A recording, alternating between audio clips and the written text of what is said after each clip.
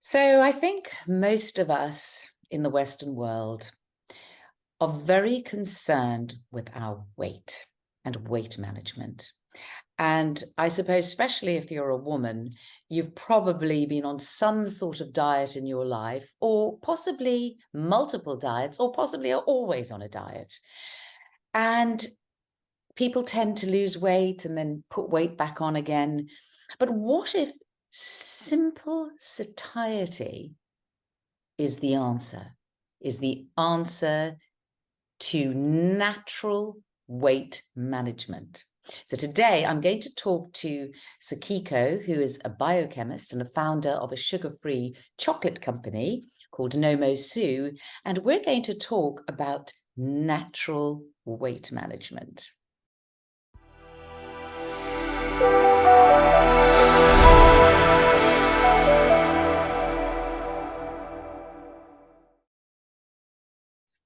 Hi, Sakiko. I think this one is going to be very interesting to a lot of people.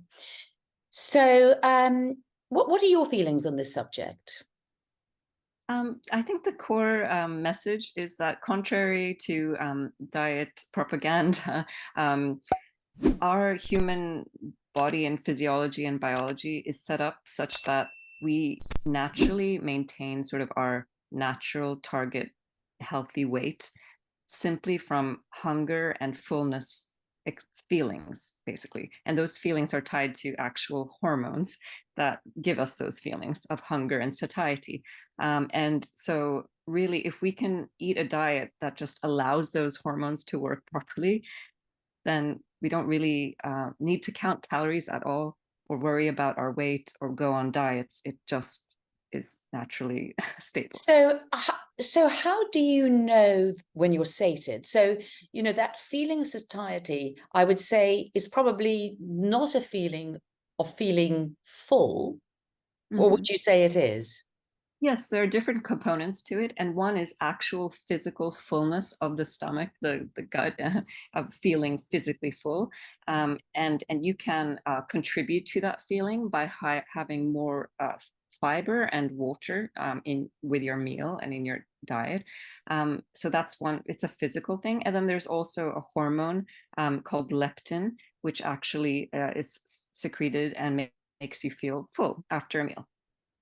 But am I right in thinking that a lot of people, because of our Western diet, because of all the Yes. junk food, that that Yes. that hormone leptin stops working properly, and then people don't know when they're full, and they keep eating beyond that point? I think that happens Yeah. to a lot of people, doesn't it?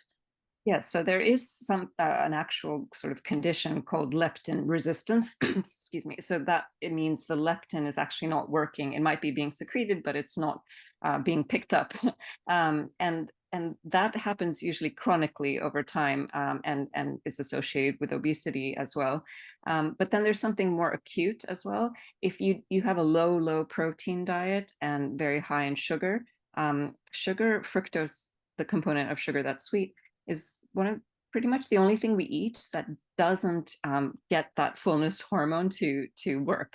Oh, So, really? and it's Sugar? So sugar. leptin won't actually operate as it should if you're eating sugar. And I've noticed that myself, because Yes. I don't have to be hungry. I do Yeah. have a sweet tooth, so I don't have to be hungry to eat sugar. I can be Yeah. completely full, but if somebody puts a bar of chocolate or a piece of cake in front of me, I will somehow manage to eat it and can go on eating.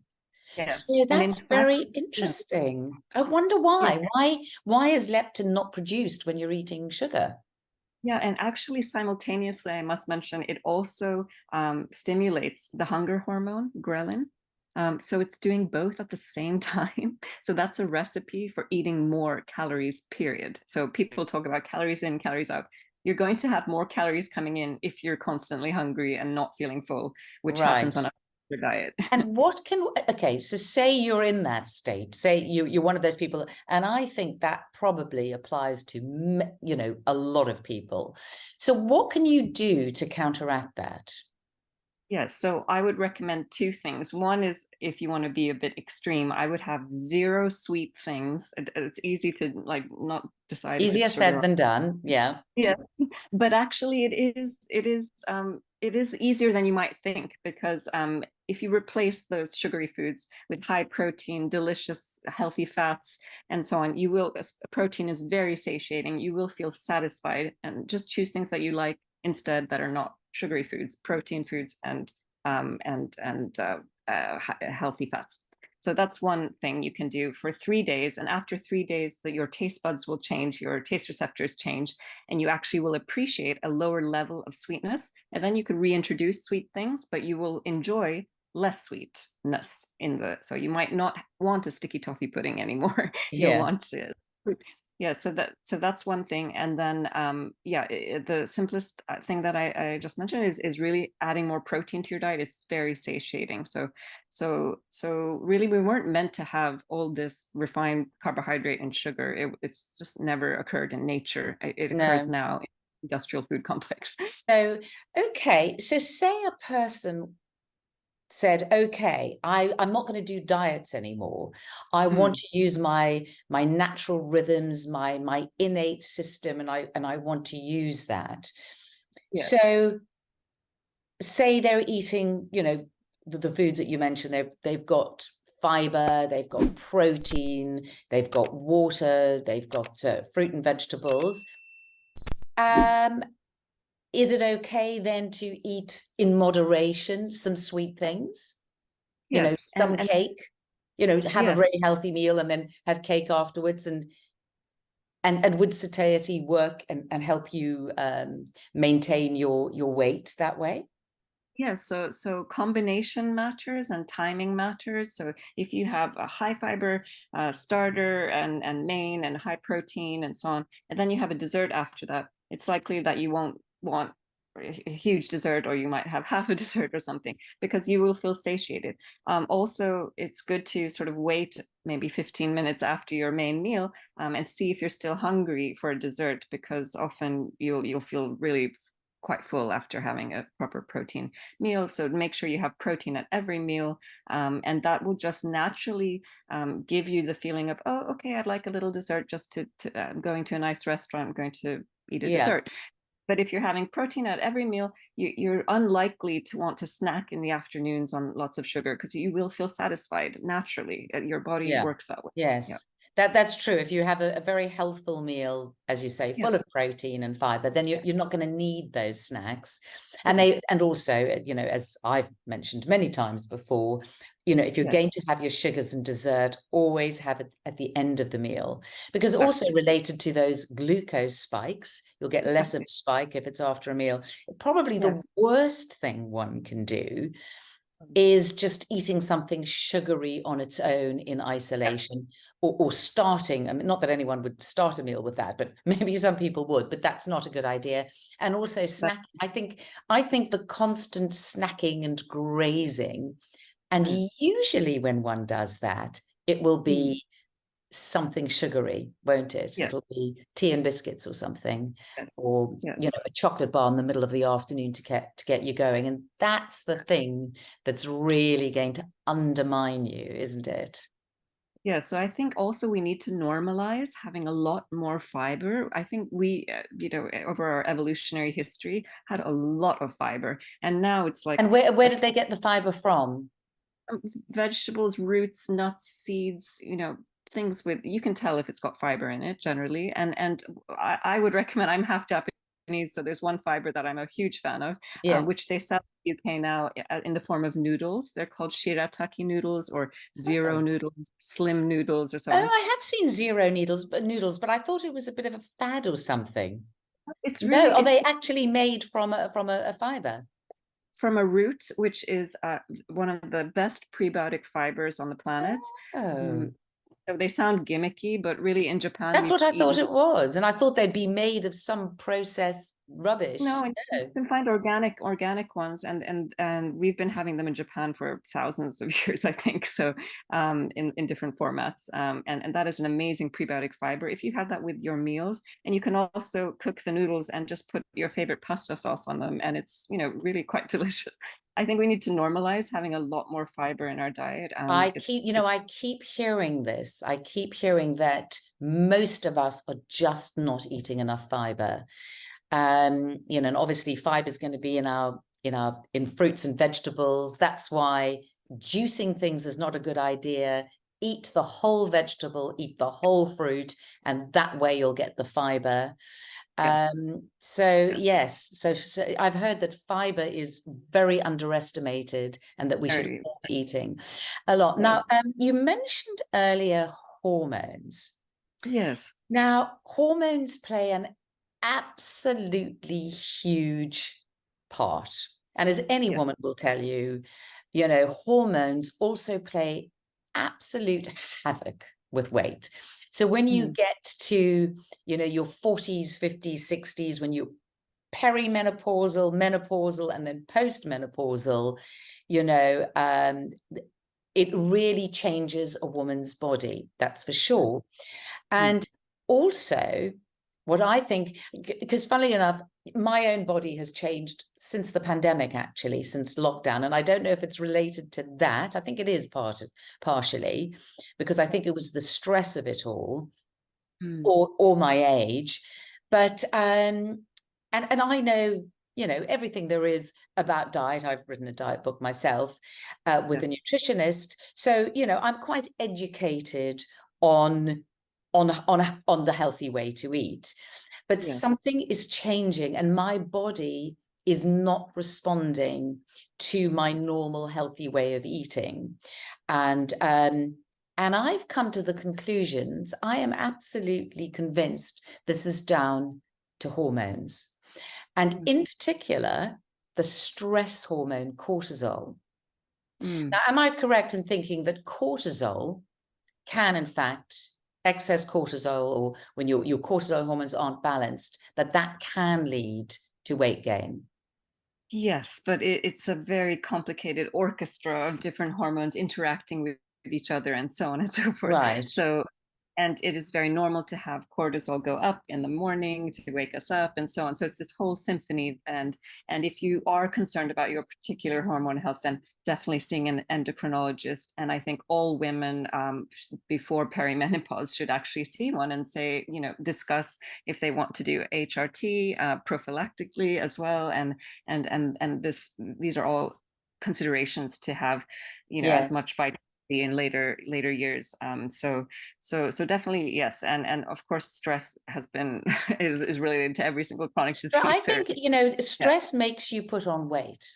I yeah, am absolutely convinced of this, as does lack of sleep, which I've often spoken about on Ageless, because when you don't sleep, when you don't get enough sleep, and especially usually if you don't sleep, it's quite stressful. Nobody yeah, lies there not sleeping, feeling relaxed, do they? yeah, So, and then you wake up and you haven't had enough sleep. And I always feel very hungry the next day when I haven't slept. And it's almost impossible, and what you crave is you yeah. crave those sweet things. So it will undermine your normal eating habits.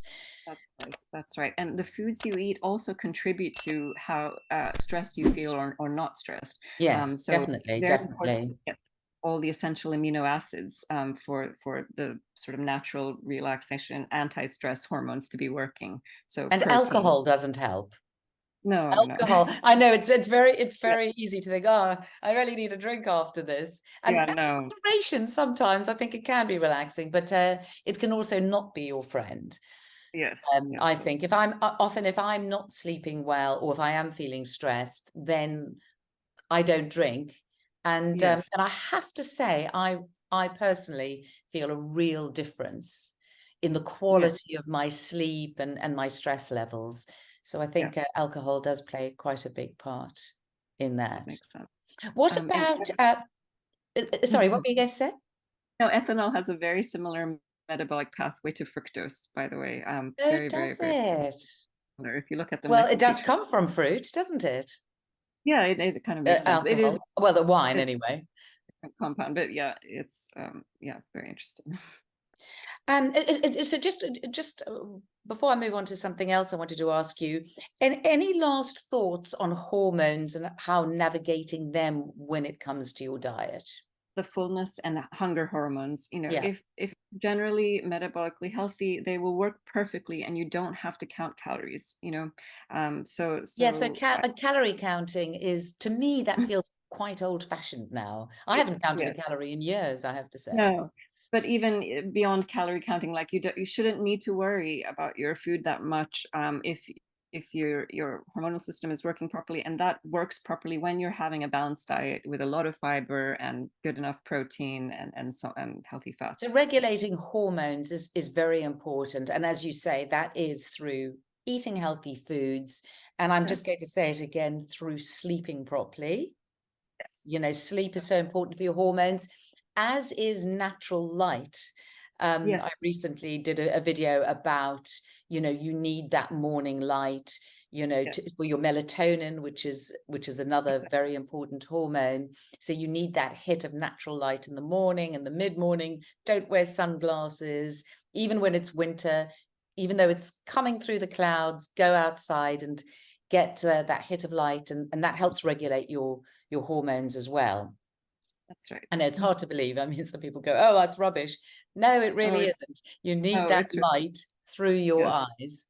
And yeah, because, and when it comes to calories, as you say, I mean, I always think, yeah, 1,000 calories of vegetables is very, very different to 1,000 yes, calories of junk food. So really, it's what you're eating rather than their calorie content.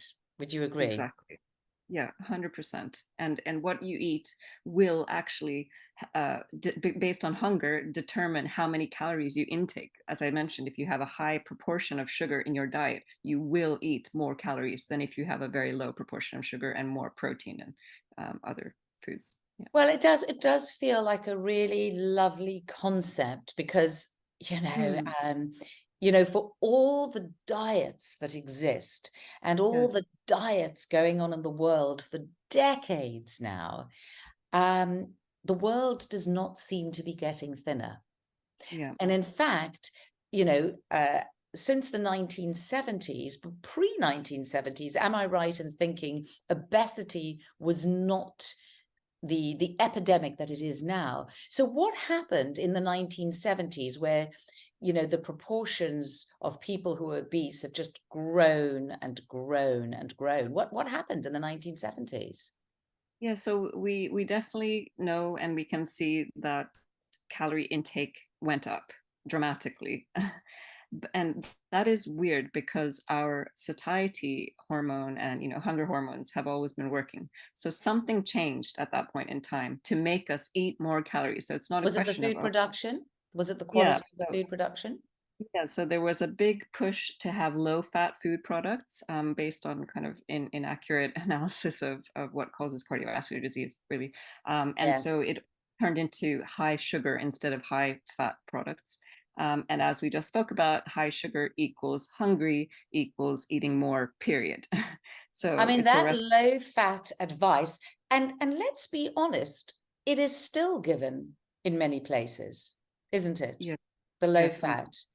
And mm, I think has possibly done more damage than anything else to people's health mm, because, with all our advances, with everything we have at our disposal, people do not seem to be getting healthily generally.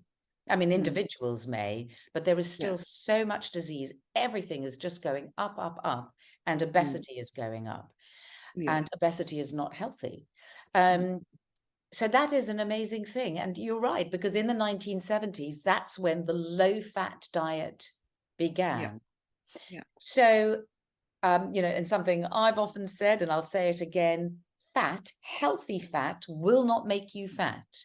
mm, Healthy fat helps you to burn, it helps the body to burn fat. So what do we mean by healthy fat? So we mean avocados, nuts, olive oil, coconut oil, ghee, butter, hmm, hmm, the fat on meat, the fat on yes. meat. Is there anything Yeah, else you can add to that? Or yeah, um, definitely fish. fish, seafood, fats. Oily So fish, omega-3 fats, yeah, yes, are essential. absolutely crucial. So oily fish is salmon, Sardine, sardines, mackerel, mackerel.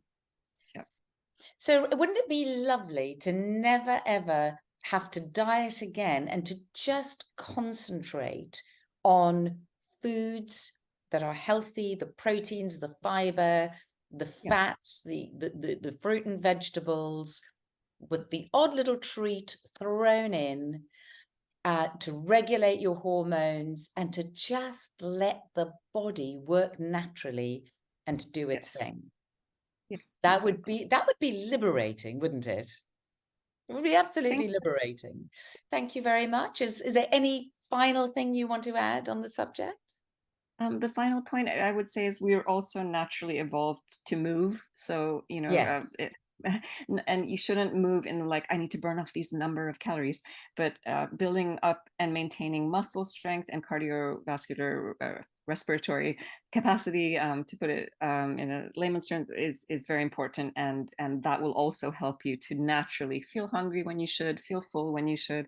This is all part of being Yes. a healthy sort of I always think that what you eat is going to determine your weight, but moving is incredibly important Mhm. for your Yes, health. and having muscle mass. Yeah. And having, yes, and muscle mass, which of course helps your metabolism. And Mhm. so very important to maintain your muscle mass, which does get harder as you get older. So you have to work a Yes, little harder to do it. exactly. Right. Okay, well, thank you so much. Lots of food for thought there.